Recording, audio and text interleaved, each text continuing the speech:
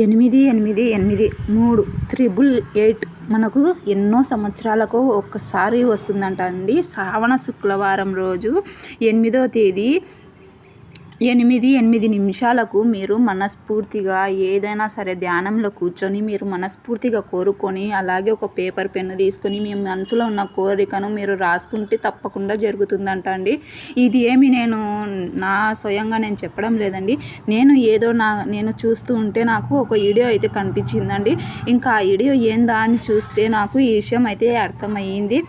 మనకు ఎన్నో సంవత్సరాలకు ఒకసారి అయితే వస్తుందంట 888 అని.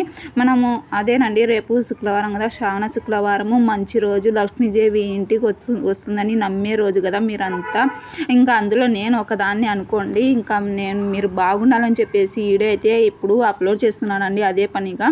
ఇంకా మన మనసులో ఏ కోరిక ఉన్నా సరే సాయంత్రం 8 గంటల 8 నిమిషాలకు మనం కూర్చొని మన మనసులో ఉన్న కోరిక మనము మనస్ఫూర్తిగా కోరుకొని పేపరు పెన్ను తీసుకొని మనం రాసుకొని ఆ కోరిక అనేది మనస్ఫూర్తిగా మనం తలుచుకుంటే ఇంకా ఆ కోరిక అనేది మనకు తప్పకుండా నెరవేరుతుందండి.